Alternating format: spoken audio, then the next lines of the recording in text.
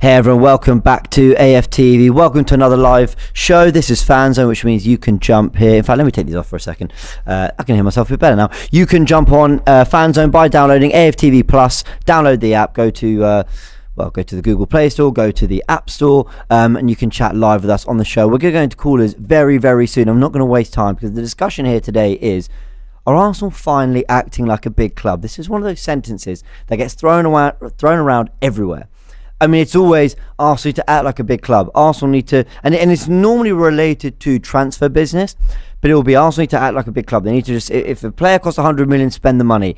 If you're going in to a bidding war, come out on top. It's competing at the very top. You know, what does acting like a big club really mean? But it looks like Arsenal might be doing what I think the fans that are calling for Arsenal to act like a big club want them to do. And what I mean by that, I'm thinking things like tying down William Saliba to what I think is going to be a very big contract, or reportedly seems to be a big contract. Bukayo Saka as well, Gabriel Martinelli, three of the most exciting young players we have all committed their future to Arsenal and to big contracts. And on contracts that also potentially suggest that Arsenal are kind of promising or backing themselves to to win in the coming years, to be competitive in the coming years, and be a side that these clubs, these players are going to want to be at, in 2 years' time when it comes to renegotiating these deals as well. Reece Nelson as well has committed very recently. We saw the contract, we've seen the reported contract he's going to be on, and Nketiah, for example, he signed on last year, bringing Gabriel Jesus in from Manchester City, jumping from 5th to 2nd in a title race. Are Arsenal acting like a big club? In fact, I'll even chuck in the Declan Rice stuff. This channel and pretty much every Arsenal fan out there can't stop talking about Declan Rice because it's so hot in the press. And Bayern Munich were in for him, legitimately in for him.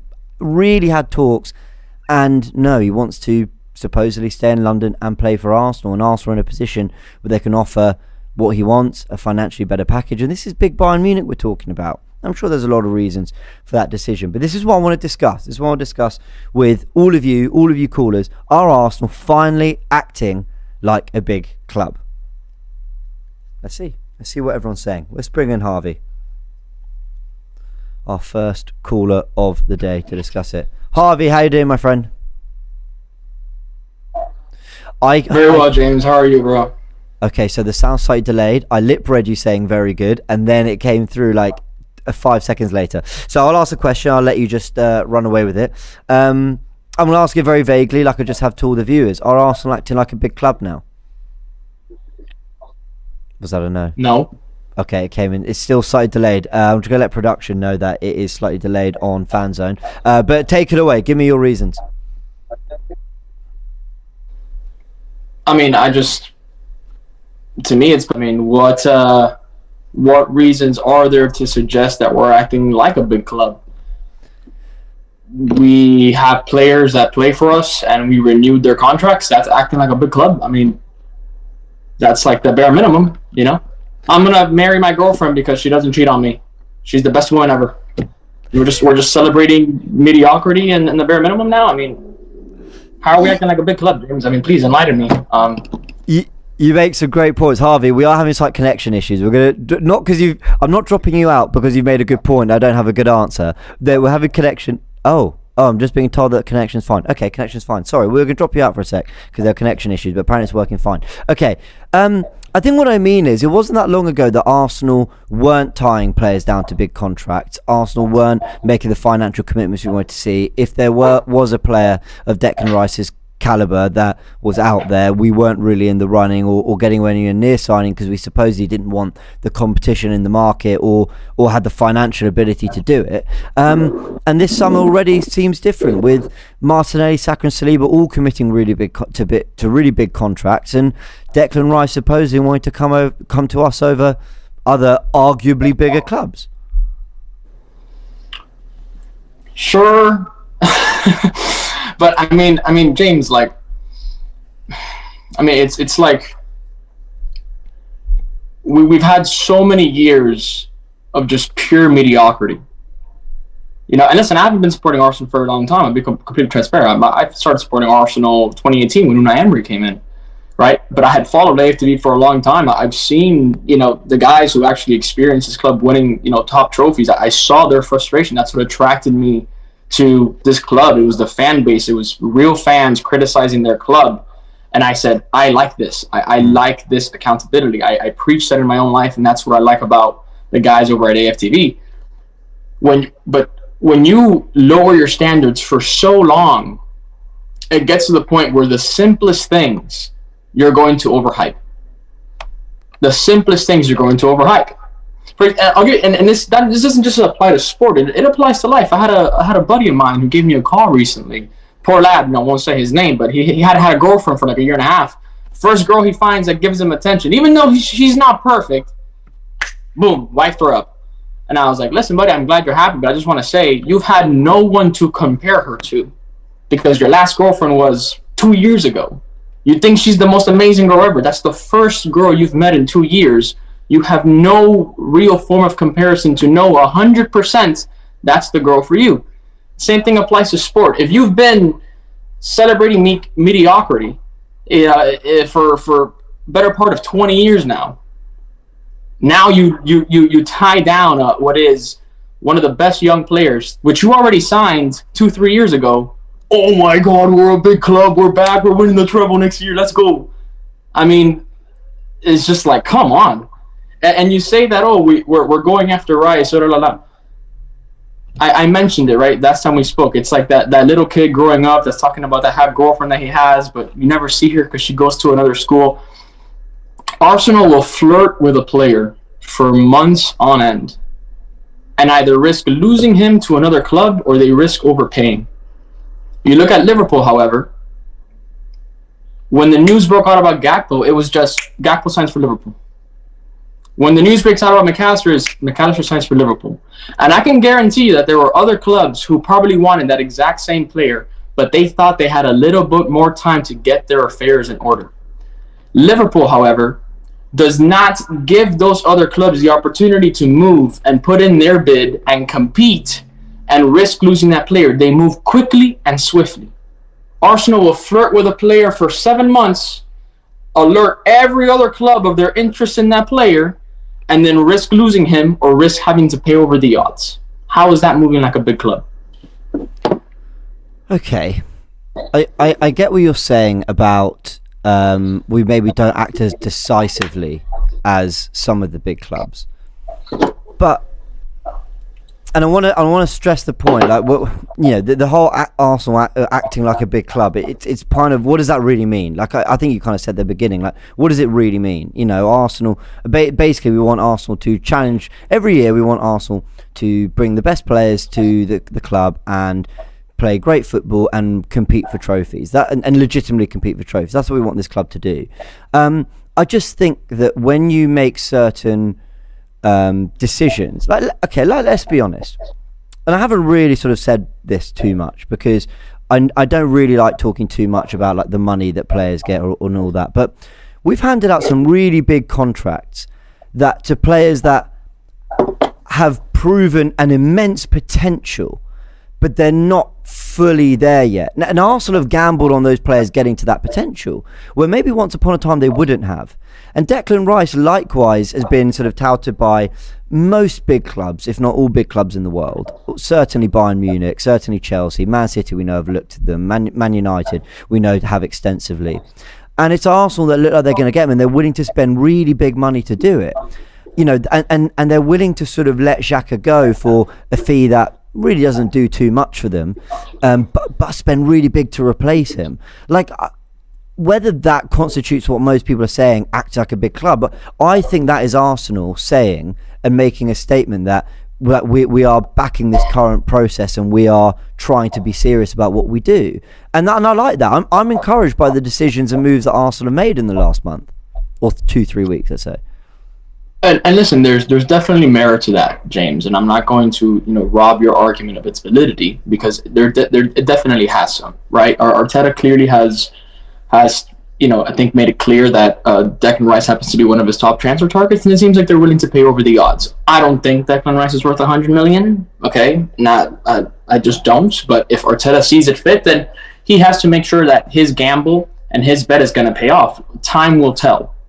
I think I've made my situation clear on that. I'm not going to reiterate those points. However, I can also point out, for that one good thing, so many other things that to me are obvious.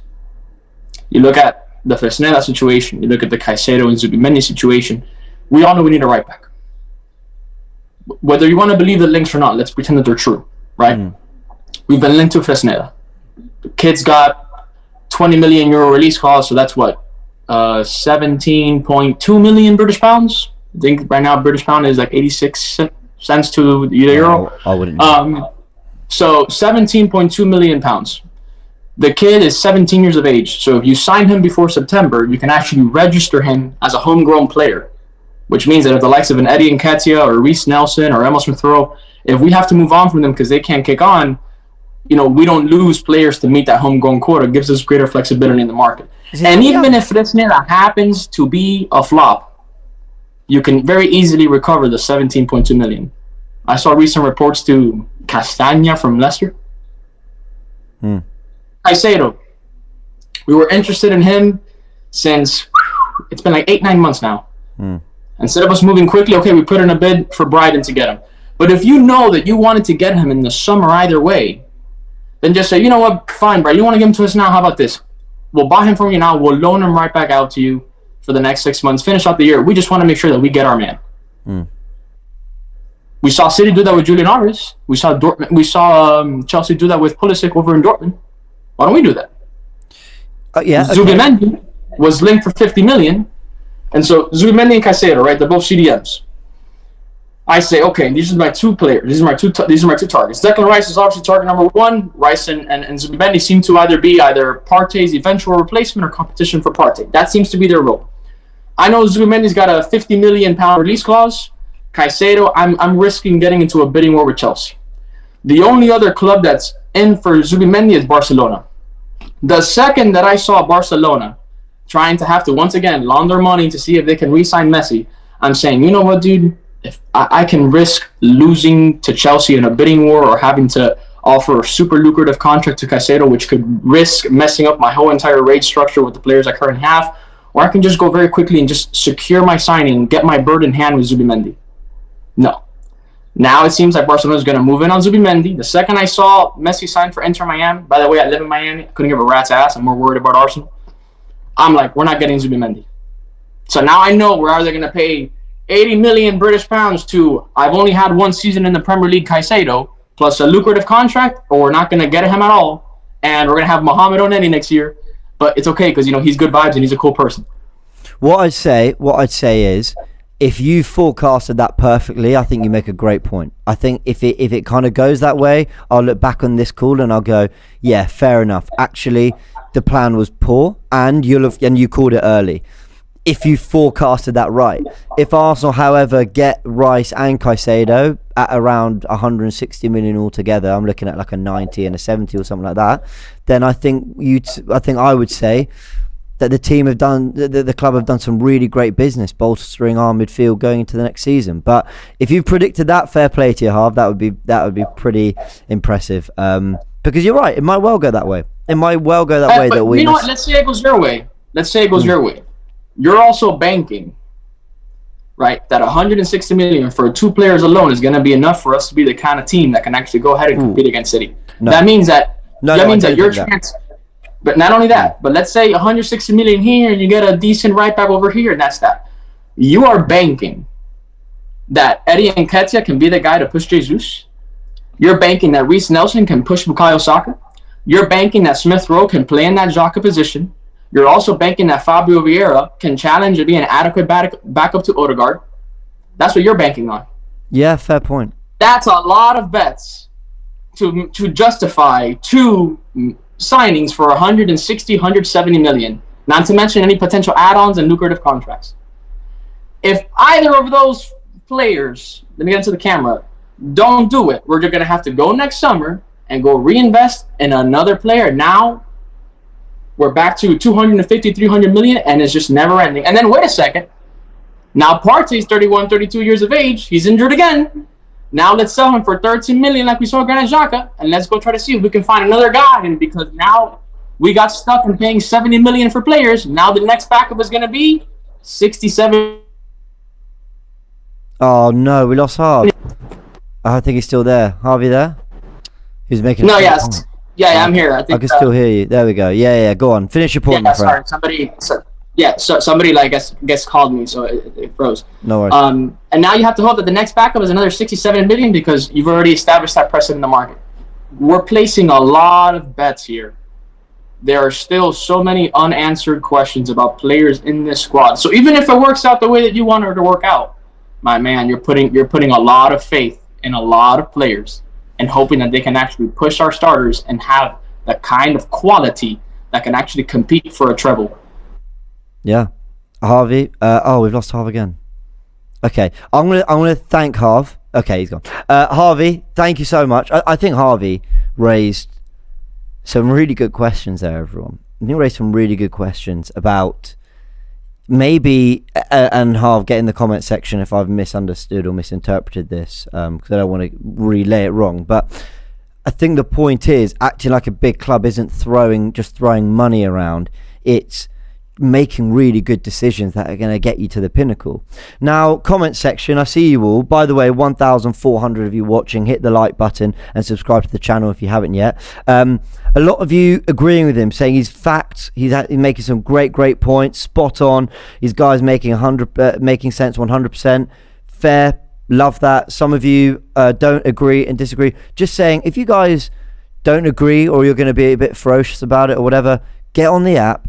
Join in, chat to us. I'm here for as long as it takes to get all the callers in. I want to hear what you all think. So yeah, do dive on the app and have your say. If you disagree, that's fine. I don't agree with everything that was said, but open mind, some great points. So yes, let's go to the next caller. Just checking the comments. Yes. Anyway, get the app, everyone. Let's get Elliot on. Elliot, how you doing? James, how are you? I'm good. Harvey and I just had a really good chat about what acting like a big club looks like and what the problems he may foresee for Arsenal. But just before we kind of get into the depth of that, surely we could be really happy that Saliba, Martinelli, Saka, three of the most exciting young players in world football, let alone Arsenal, are committing their futures to us on big contracts that are big, let's be honest. The kind of contracts that might have scared us off a while ago because of how some have gone. And that we're now, in serious, positions for really big players. I mean, maybe it's not fully acting like a big club, whatever that means, but I feel like Arsenal are doing business we can be proud of here. Signing our youth back to big contracts is huge. The biggest move we could make this summer is signing back Saliba. That goes without saying. Saliba is the cornerstone of our defense, and without him, we were left lacking last year. And it is, to be fair, the greatest move that Arsenal could do was to sign him back, because again, it was touch and go there for a moment. It really was. Yeah, I agree. It was very much touch and go, and to finally sign him back to a big contract, that was the biggest deal we could make this summer. Let's face facts. Without Saliba, this summer would be very, very much hollow in all respects. But moving on to the big club subject, big clubs do big things, and part of that is indeed signing back your talent that you've incubated to renewals and contracts. That's one thing. But the second thing is making big moves. And I believe that Arsenal can't be considered a big club until they sign up their big signing. I think Rice and Caicedo is compulsory this summer. It is Rice and Caicedo compulsory. Rice and Caicedo are compulsory. Okay, fair. Yes. Because a team like Man City will do that. A team like Real Madrid will do that. A team like Liverpool will do that. A team like Manchester United, when they're in their pump, will do that. They will do those sort of things. Arsenal have yet to go on the record to sign big names when it was feasible and conceivable for them to do so. And signing the likes of Rice and Caicedo is compulsory if they want to be considered a big name. When you sign those two players in, it literally tells the rest of the league, holy crap, these guys are serious. These guys want to win a league. These guys aren't messing about. They aren't mincing around.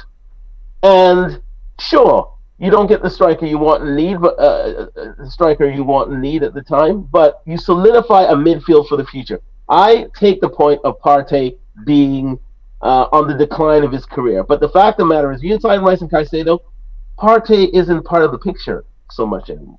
You don't need him as much as you used to. He can be there at the end of a season. Rice and Caicedo, their injury records, from what I hear, are pretty much impeccable. Yeah. These are young players who can come in and literally take over our midfield. And with Odegaard leading, being our number 8 up top, where's the downside?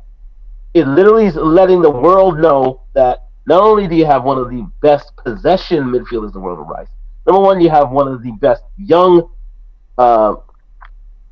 holding midfielders in the world in Caicedo. You have one of the best number 8s in world football as well. That's what a big club does. Now, it's in our hands to do it. Now, will the Kroenke stretch to do it? That is the question. That has always been the question. And it remains to be seen if they will push the boat outward. Now, again, I see them pushing for Rice. That goes without saying. But will they push for Caicedo? I don't know.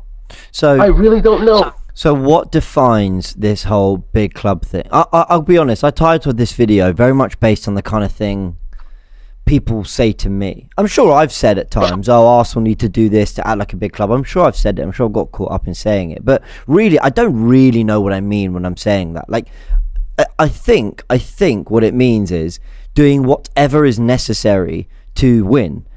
And so I think that's what it means. Yeah. What's your definition? That's exactly it. Doing the necessary things to win. Have we done the necessary things to win this summer? We sort of I'd go one above. Sorry to cut you earlier. I'd go one above. I'd say it's more doing whatever it takes. And what I mean by that is, if we're being really honest, I mean, football's just gone mad. If Jude Bellingham's an £88.5 million midfielder, a lot of people, and I'm no expert on Jude Bellingham, I'm regurgitating opinions here. A lot of people would say, well, Bellingham's better than Rice. So Rice is a, £75 million midfielder or whatever. But if we're willing to pay 20 million more to secure him, hell, maybe even 25 million more, then that for me is doing whatever it takes to ultimately secure your absolute number one target. Arteta wanted Lisandro Martinez. He's been very good for Man United this year. By the way, I'm delighted we got Zinchenko, don't get me wrong. But we didn't get into the bidding war with them. He had a decision to make. He was leaning towards Ten Hag, Man United. It went up to nearly 60 million, I think. We weren't willing to get into that bidding war. But had we beaten Man United to it, even though we might have paid 15, 20 million more than we actually thought he was worth, that for me might have been acting like a big club, or at least I think that's what people mean. Do you get where I'm going with this? I think it's that going above and beyond, because I need this guy. Jack Grealish was not a £100 million footballer, but he had a release clause 100 million, and City and Pep just went, do it. Yeah, that's exactly right. And let's take Caicedo, for instance. Arsenal are in Champions League. Arsenal are in London. Caicedo himself put in a release, put in a letter of release to Brighton to say, please, Arsenal, come and get me from these guys.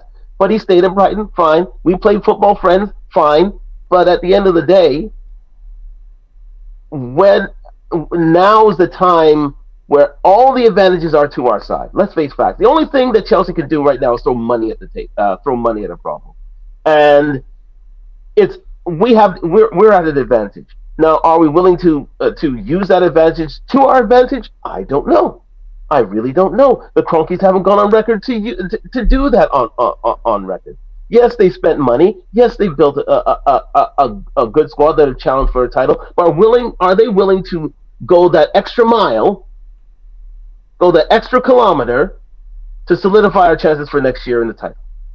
That remains to be seen. That's what this summer is all about. And the Caicedo is the microcosm for this whole argument. It really is.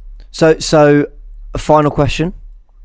Yes or no? Do you think they will? Do you think they will throw their weight around? And I'm taking a phrase here from someone called Name in the comments. I'm going to read his comment in a sec. But do you think the Cronkies will go big and back Arsenal and Arteta this summer?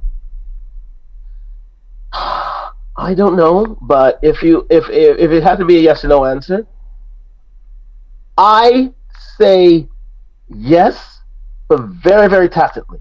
I mean very tactically. It remains to be seen if they're willing to push the boat out for Arsenal. They've done it for the Avalanche. They've done it for the Nuggets. They've done it for the LA Rams. They've done it for their bloody lacrosse squad, for crying out loud. Are they willing to do it for us? Their biggest name within their sports family. And it remains to be seen if they're willing to do it. Let's see. I would say yes, but this Caicedo issue right here is going to telltale as to if these Cronkies will do the business for us. This is it. That is the fight. That is the fight. Concentrate on the Cronkies on Caicedo. Rice is pretty much it's near a fait accompli, but you never know. But I even then I don't trust him. But I'm pretty much assured that they will do the business because listen, all are in their favor again. But Caicedo's the one. It's happened to Chelsea again. Let's see if they want to have egg on their face the way they had with Mudryk. Okay, all right. They had egg on their face in Mudryk. Let me see if they're willing to do it again for Caicedo. You know what rich guys hate being embarrassed, and they were embarrassed with that Mudryk deal. Fair enough. Elliot, a pleasure to chat to you as always. Cheers, mate. That's all. Thanks, man. Some really great sort of insight and discussion from Elliot and Harvey there, because both I think feel slightly differently about it, but they've also got their reservations. And actually, I'll be honest, when I put this title together, I kind of thought the consensus would be more, yeah, they're starting to. I mean, we haven't done it yet. The business isn't sealed and secured, but it looks like Arsenal are going in the right direction with it. But it seems that Arsenal fans maybe, and I understand, having been burnt, in the past, are waiting for it to actually happen. And the Saliba things happen, but still more to do. We've got 4 more callers and a few more, I think, maybe. We've got Starboy joining us in just a sec. Hey, do you know what, Starboy? Hi, sorry. Stay there. Hi, Starboy. Welcome to the stream. I've just got this comment from Name who says, James, big clubs, they need to throw their weight around in the market and prove it by bringing in players like Rice and Caicedo. Do you think we have to bring in Rice and Caicedo to have acted like a big club this summer?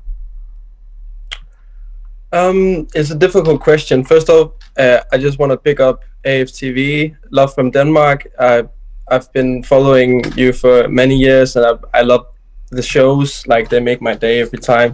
Thank you. But yeah, it's a really great question, because I think like Elliot and Harvey both alluded to, it's time will tell. It's hard to say that we haven't been acting like a big club, because we've not been in the position that we are in now. Like, we've been acting like a top 4 club, I would say, for a couple of years, and that's what we've aimed for now. We've been challenging for a title, and we're in we're in the Champions League, and that means that it will be much easier for us to act like a big club, because we have players like Saliba who wants to extend his contract. We have players like Rice and Caicedo looking at Arsenal and thinking that this is a great project that they want to join. So I think it's the balls in our park now, or whatever the saying is.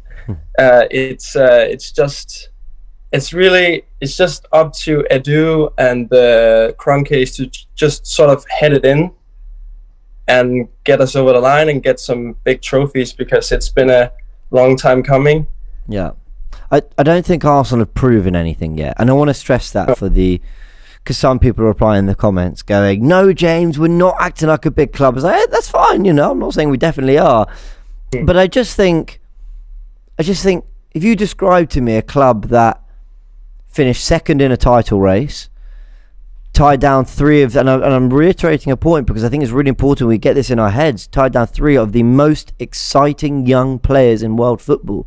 Not just three. People can say that's easy to do. It's not that easy to do. Not when there's loads of interest. Not when you could potentially run down your contract, go for nothing, sign even bigger, or maybe go for a smaller fee this summer. But, it's not an easy thing to do to get them all tied down, especially for the kind of money they're going to demand, because the amount of money that's going out to players that aren't very good, quite frankly. So to finish second in a title race, hand out big contracts to three of the most exciting young players in the world, and then be going for two of the most exciting young midfielders in the world. Again, it's not the fit. I get it. Nothing's done yet. Nothing is, it doesn't equate to a trophy. You don't winning the transfer window, whatever that means, doesn't do anything. It's just about, it might put you in a better position for the season. But in the past, Tottenham won the transfer window last year, apparently, and look at their season. I just think the kind of moves we're making as a club really encourage me. They really make me think that, and it's not, tying down William Saliba is impressive. It's not the most impressive thing. It's the terms we've agreed to. It's how early in the window we've got it done. Sometimes these things drag on all summer because they say, well, let's see who you bring in first. Let's see who you sign, and then we'll see if we believe in this. I don't know. I just think Arsenal need a little bit more credit because we're very quick to slate the ownership, Edu, Arteta, for anything they get wrong. And I just think they've got a lot of right decisions. And with Reece Nelson signing on, for example, he might not be the Reece Nelson we've seen this season. He might revert more to the Nelson we saw in years before. Apologies, I knocked my mic. But they've gambled on that quite a lot, and I actually think fair play. Well, I agree. I like the moves that we're making right now. I just think that as before we actually do something like get a major trophy or stand in the Champions League final or anything like that, I just don't want to say that we are acting like a big club, because there's so many ways to act like a big club. If you look at Man City, they've not actually, I don't think they've ever made apart from Grealish, they've never made a £100 million transfer, which is what say you should do to be a big club. So there's many ways of doing it. I think the reason, the way you're acting like a big club, is winning trophies. Yeah, you're right. Ultimately, that's it. For more than just 1 year. So I'm really excited for next season. I can't wait. I thought I would be tired from this season, but really I'm just I can't wait to go ahead with the next season. I hope that we'll be at the very top, or competing the way, and not just going for top four and trying to get out of the group stage in the Europa League and stuff like that. But yeah, I do agree. I like what I see, but I want more.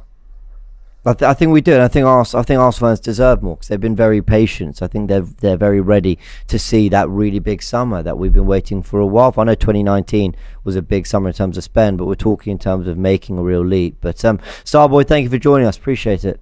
Welcome. Thank you. Who have you got next to join us? Let's have a look at some comments as well. We've got Charlie says we need players that no, sorry, let's do a different one. Having a look at the comments quickly. I know you're all having a lot of thoughts in there. Thomas says, James, very simple question. Will Arsenal get Caicedo, and or will they really try and get him? I think they'll try. I don't think they'll do everything. I think they will try. But I think Rice is the priority. Charles says he's aware of City sniffing around Ødegaard. See, that's the kind of thing I mean, Charles. If we were to lose Ødegaard off this season to a Real Madrid or a Barcelona or a PSG or a Bayern Munich or a Man City, then I'd be really fearful for where we are in this kind of pyramid of big clubs. And then Ick is the name, says, how do I call, bro? Download AFTV Plus app. The link is in the description below. We'll add it to the chat as well. And you can just download the app, sign up to FanZone, very easy to do, completely free as well. And you can have your say. Right, let's bring Brandon in. Brandon, how you doing, mate? Good evening, James. How are you? Yeah, good, thanks. Welcome back. Very, very mixed feelings on this whole big club thing. Where are you with it? I think you're not asking the right question. Big club, yes, Arsenal are a big club. Believe it or not, Arsenal are a big club. They're the third biggest club in England. I know it doesn't look like that on the eye, because let's be honest, I think the real question is, are we a serious football club? And at the moment, the answer has to be no. Because when you're the third biggest club in England and you haven't won a league title in 20 years, then you have to say, look, we haven't been a serious football club. Now, to bring it like full circle to where we are now, there are elements of the deals that we've done so far that I like tying up our best young players to new long-term contracts. That's something that, you know, we haven't seen at Arsenal in a long time. Keeping hold of their best players is a good start. And there are elements to it that I don't like as well, you know. Go on. Reece Nelson, new contract. That one, yeah. I mean, for me, we should be going out and looking for better. Like, did we not learn from Eddie Nketiah's £100,000 a week contract that we gave him last season? And now, all of a sudden, you know, a lot of Arsenal fans want him to leave the football club. So it just shows that, you know, we took a gamble, and it didn't really pay off, because he's now not good enough to where we need to be. And I have a feeling that Reece Nelson will be very much the same thing. And then, of course, dragging our heels in the transfer market. You know, this is something that we've seen from Arsenal for many, many, many years. And I'm not fully convinced that this Declan Rice deal is going to get over the line, to be completely honest with you. That's fair. Because Edu has shown us on multiple occasions that he struggles to get these kind of deals over the line. Now, I hope I'm wrong, because I do believe that in order for Arsenal to take ourselves to the next level, we do need players like Rice, players like Caicedo, you know, the big money signings that people want to see, the excitement, you know. However, if we go to the Mudryk deal, for an example, right, everything lined up for us perfectly in that deal. Mudryk wanted to come to Arsenal, young, exciting player. Arsenal fans wanted him. The only stumbling block was the money. Yeah. Now, it's talk that West Ham are going to want at least 95 to 100 million pound. Have Edu and the football club learnt from their mistake in January when it come to Mudryk, where there was penny pinching, trying to get the money down, not paying what the club wants, and then all of a sudden you get another football club come in and say, look, I'll give you more, and then you end up in a bidding war, right? I'm hoping not. I'm hoping Arsenal are going to get this deal tied up pretty quick. Now, I know this is only sort of like journalism and reports and stuff like that, but we've been hearing for the past couple of weeks that after the Conference League final, Arsenal will make their move for Declan Rice. And officially, we have yet to make a move for Declan Rice. And this kind of worries me a little bit, you know. So from that aspect, I just look at it and think, big club, yes. Serious football club.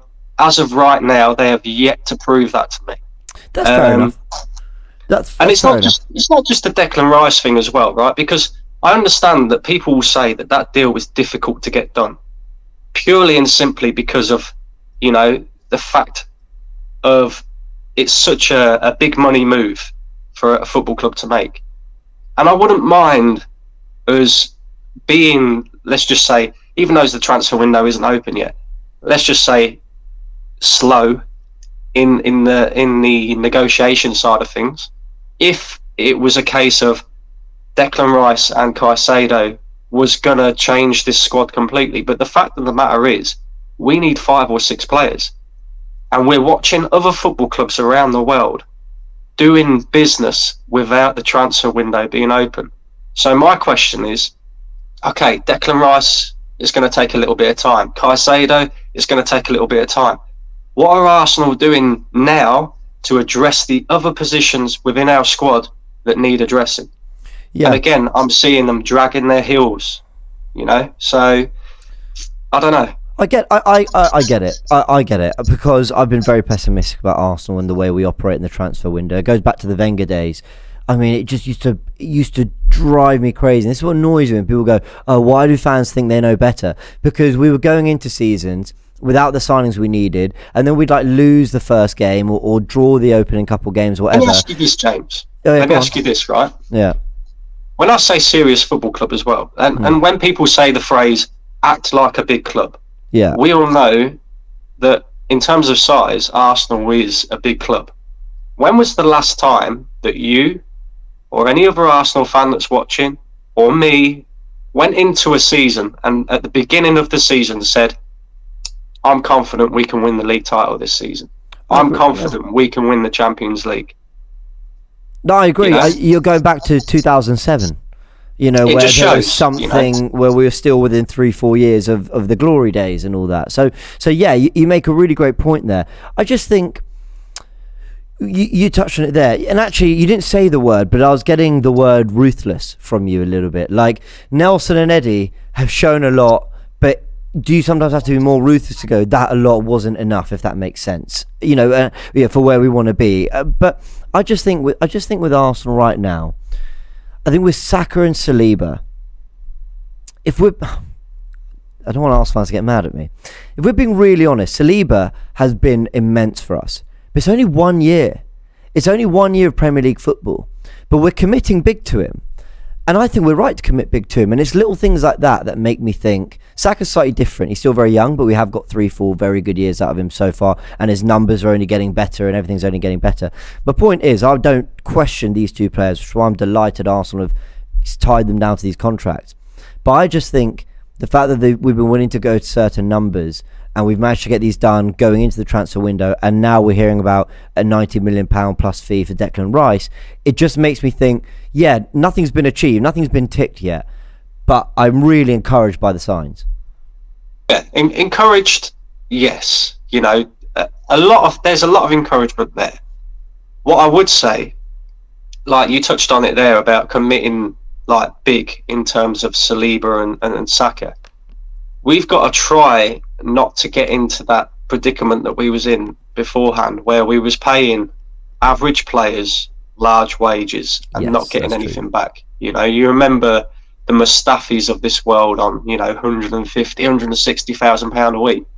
Now we've got Eddie Nketiah and Reece Nelson both on £100,000 a week contracts, and that's going to kind of set a precedent now for Arsenal. You know, where players that are coming in are going to look at that and go, well, Reece is on 100 grand, Nketiah is on 100 grand. They haven't proven anything, so, you know, I want 150. And I think you kind of see that with the Saliba contract deal in the end, because we initially offered him, I think it was 120,000, and he said, well, hang on, you've just given Saka £200,000 base. I'm just as important as Bukayo Saka to this football club. I want 200 myself, and rightly so as well. But we don't want to end up in a situation where we've got bang average footballers at the football club earning top dollar in terms of wages as well. So that's another thing that kind of worries me about the whole Nketiah and Reece Nelson new contract. And it kind of feels a bit to me like a cost-cutting exercise by Arsenal, you know? Right. Because if you're going to go out and you're going to buy another winger who can actually challenge Bukayo Saka, you're probably looking at spending 40-50 million pound. Is that something that Arsenal want to do? Probably. Is it something that they feel is completely and utterly necessary to this football team right now? Probably not. Do they think that they can kind of get away with just having Reece Nelson there? Probably, and that's probably why they've given him the new contract. Do I think that's right? No, I don't, because I don't feel like that is acting like a big club, as people would say. Do you know what I mean? Ryland agrees, says it's cheaper to keep them on contract, and I assume he means rather than necessarily going out and signing the adequate depth or whatever. But let's see. I think the proof really, you know, we'll never know until maybe this time next year, where we're reflecting on the season before, and then we're going, what did we get out of Reece Nelson this year? What did we get out of Eddie and all that? Brandon, it's been great to chat. Thanks for joining me, mate. Right. Oh, he left, he came back, and he's left again. All right, Brandon, it was great to chat to you. Let's go through our final two callers. It's It's been a really good chat. I didn't expect. I don't want to use the word pessimism because I actually think the doubts are fair. I'd be a hypocrite if I sort of sat here happy clapping going, what do you mean? This is all great, because I've seen Arsenal do positive things and I've just gone, I'm not sure. I need to think about this one. But I thought that, I think there's an acknowledgement from everyone that Arsenal are going in the right direction, but people I don't think won't feel fully comfortable, happy, praising, confident in in Arsenal's moves and the way they're acting as a club until sort of things are tied down. Really, let's get this Declan Rice one done soon. Okay, we've got Isaac joining us. Let's get Isaac in. Isaac, how you doing? Hi, I'm doing all right. Thanks for joining me on Fanzone, man. Okay, so Declan Rice, it's going to cost a lot of money. Is that whether you think he's worth that or not? Are you happy to see Arsenal are willing to spend big money to land a player like Declan Rice, or to land supposedly our first choice midfielder? Yes, absolutely. One of the things that I have noticed in the fans commenting so far is the fact that there's optimism, there's hope in the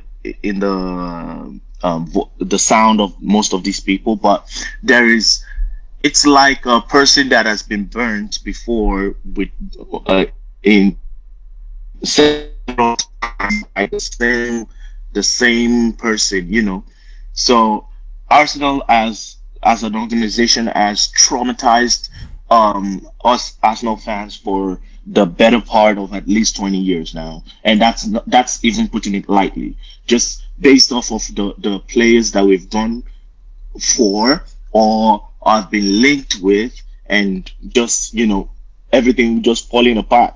I remember Luis Suarez some time ago was linked with Arsenal, and Arsenal was beating is it 70 million pounds plus 1 million or something like that? It was £1. I wish it was $1 million. That would have been slightly less embarrassing. It was 40 million and £1. Yeah. So imagine people that do that now that. Oh, we're having real connection issues here. Oh man. Oh, we've had we're really struggling. Okay, sorry about that.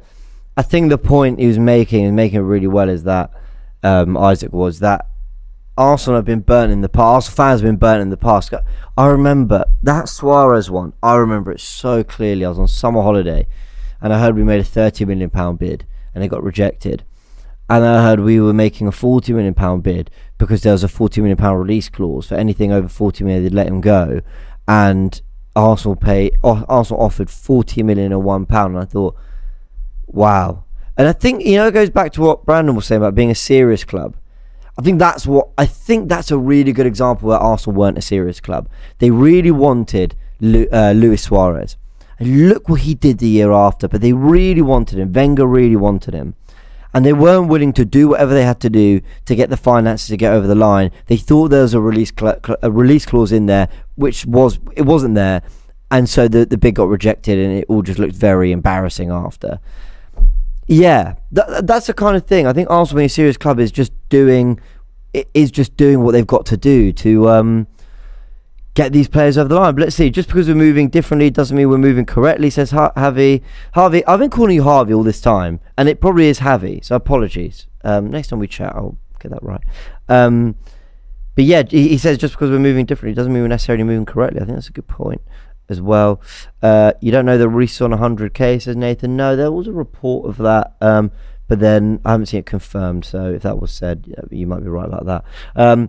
Sasha, so I'm just going to, before we go to the last caller, Sasha Tavolieri, who's a Belgian journalist, who's kept us up to date on, for example, the Lokonga deal a few years ago.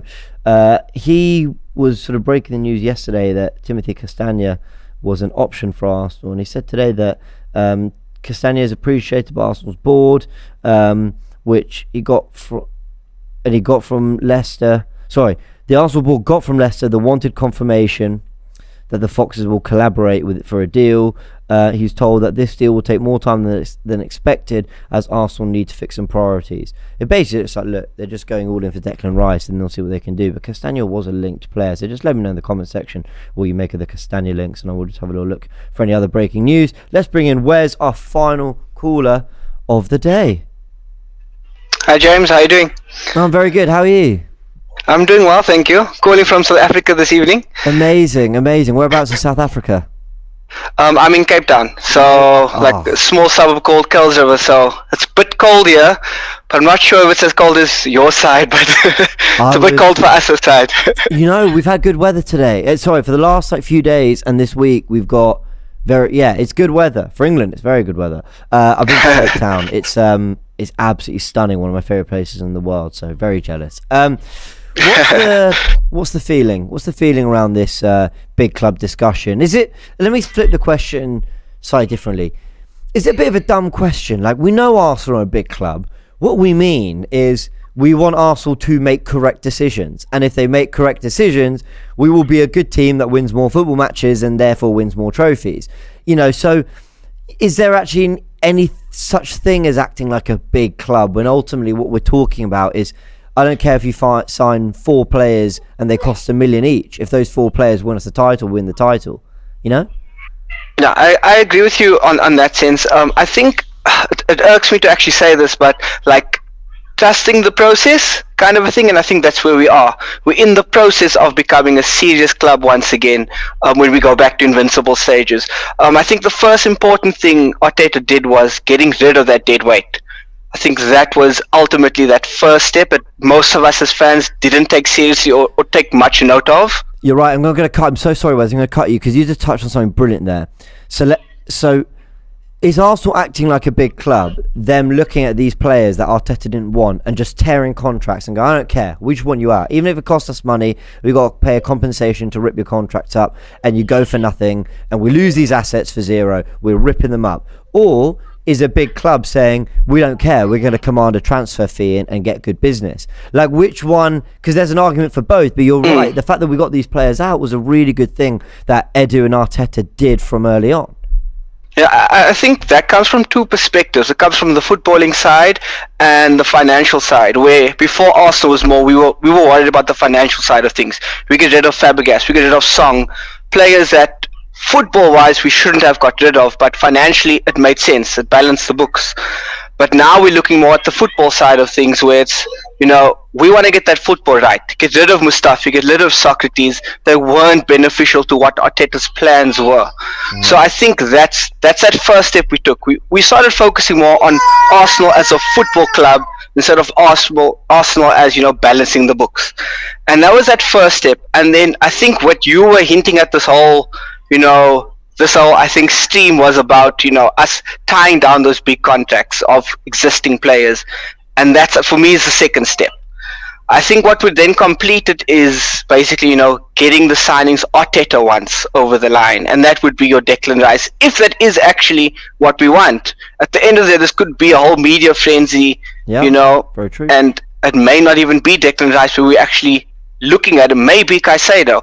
But obviously, Declan Rice is that big one, and I think it's probably going to be our biggest English signing in a very, very long time, probably Sol Campbell. So if we do get Declan Rice, signing since Ozil or Sanchez. Yes, no, I get you, but I mean English player, probably Sol Campbell would be the previous one. I don't think we've signed a bigger player based on what they've achieved before joining Arsenal. So I would love Declan Rice. I'm pretty sure everyone would. It would create that depth in midfield, which I feel we've been lacking quite a bit. We go back again to Fabregas, and so that sort of generation where we just always had these gems, and we just haven't been able to find it in midfield. We had the hints of Jack.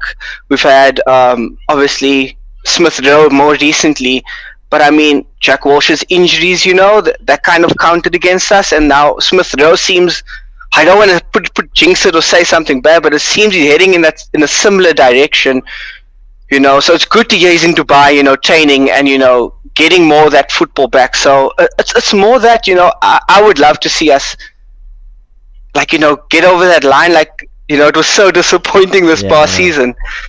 So, making that final step, I would say, getting the right signings. I don't actually care about the amount of money we spend. Like you said, we can spend 1 million on 4 players. It's the right type of profile we need. And the Castagna thing, it's odd for me. He just doesn't seem mobile. He doesn't seem the right fit for how we play. So it's a very weird signing. Castagna, yeah. I don't see it. Castagna strikes me as a necessary deal, not one that I think we should get particularly excited about. I like Castagna. I think he's all right. I just think he could play right back, could play left back. I think he seems pretty technical, so I think you could probably have him inverting and do okay. He's 6 foot, so he's got a bit of presence. We know Arteta likes that in his defenders. So I just sort of think Castagna is fine. Like if it's about getting him in for 10 million to add something for the squad, yeah, I'm kind of fine with that. I mean, a lot of people like to hate on signings like Cedric, for example. Cedric was just there to be a squad player, and actually as a squad player has been fine, whereas they gave people like Bellerin all the time in the world who post ACL injury wasn't doing anything. So I don't know, sometimes I don't really understand what fans want sometimes, but Castagna, I think if you get him for 10 million, maybe a little bit more, I don't mind. That's something for the squad. But James, just one more thing on the Castagna thing. Now that you mentioned right back, left backs, the size of him, do you then maybe think something's up with Tomiyasu? Because apparently, that kind of sounds like a report came out today that he's going to be going on tour. He'll be ready for tour. So I think Tomiyasu will be fine. I just think it's depth. If Tierney's going, White, I wouldn't want that centre back more. Yeah, I think it's just depth. So yeah. Final question: yes or no? Rice and Caicedo, are they both coming? It's a tough one. The way we've played this season and how Arteta's been doing, I would say yes.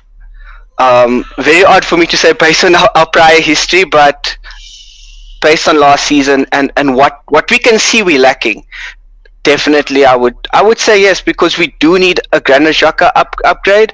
He's done well this season, but there's moments where you can see him get the ball outside the box and it's like he doesn't know what to do. Should he shoot? Should he pass? And there's many moments I'm shouting at the screen, shoot, shoot, shoot, and he passes or lays it off. Where the previous Xhaka in the deep row would have taken that shot, maybe 53rd row, but I mean, he would have taken it. So that lack of confidence outside the box, I think we need a player that can come in there and be willing to take that risk. Fair enough. Absolute pleasure to chat to you, Wes. Enjoy Cape Town. Man, I wish I was there. Thanks, James. Enjoy your evening. Thank you. Bye. Awesome. Okay, that concludes the callers. You were all fantastic. I mean, some really great calls there. Thank you all for joining us. I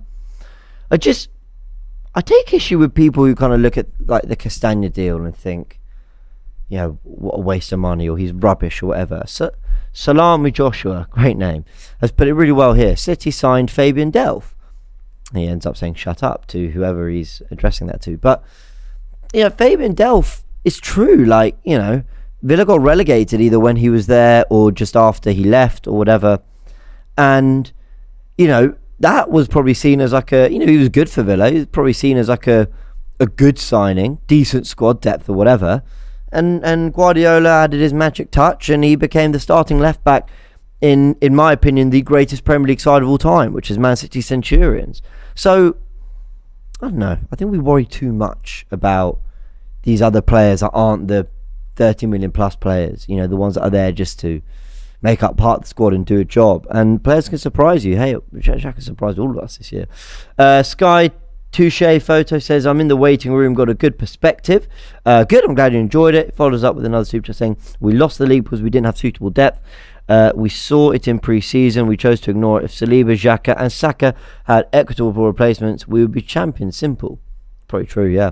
Ash says, someone died today. Cheer up. Look, I think people make some really good points, and I understand the reservations. MCFC says, James, Delph was one of the best Villa players, unlike Castagna. Yeah, but like, who got relegated? James Ward-Prowse is one of the best players at Southampton, if not their best player. But do I think if we sign him, it changes our ability as a club to challenge for the title? Not really. So I get what you're saying about Delph, but I think, by the way, I think Leicester fans like Castagna, so respect Castagna. He's okay. He's fine. Adyad says, if we can get Castagna and other main targets, it's fine. If he's one of the main signings... Sorry, he says, it's if he's one of the main signings. And I get it, then it's slight worry. All right, going to round it off there. Big thanks to everyone who's joined us. Remember, you can join us on AFTV FanZone by downloading the AFTV Plus app. Go to the App Store or the Google Play Store and have your say. It's completely free. You can join us here on screen, and we're upgrading this through the summer. There's so much more to come. Really looking forward to it as well. We'll be able to chat to more of you on a more regular basis, and throughout the summer, throughout this transfer period while there's no football, we'll still be talking to you about signings, because even when a ball's not being kicked, Arsenal signing, there's always something to talk about, isn't there? Simon has just flown with a last minute super chat. The deals done so far are release clauses. McAllister and his agent would have chosen Liverpool. Simon, I agree. I don't think the Liverpool and McAllister deal is one to kind of use as a stick to beat Arsenal with. I think that was just a fairly simple deal that all parties were ready to commit on, and the finances were nothing extravagant. But they've done their business quickly and they've identified their signing. So fair play to Liverpool on that, and maybe Arsenal do need to get a little bit of a move on. But we'll see. I'm not worried. I think Arsenal will get a lot of business done by pre-season, which is in about a month. Wait, what's the date? 12th. About a month. Yeah, I think in the next 3-4 weeks we'll see quite a lot. All right, big thanks to everyone. Hit the like button if you enjoyed this video. Subscribe to FTV. It would normally be Turkish, but here's a way. Turkish, hope you're having a great holiday. But join us every Monday where Turkish will be chatting to you live on FanZone. I've filled in for now, and it's been an absolute pleasure chatting to you all. So see you very soon.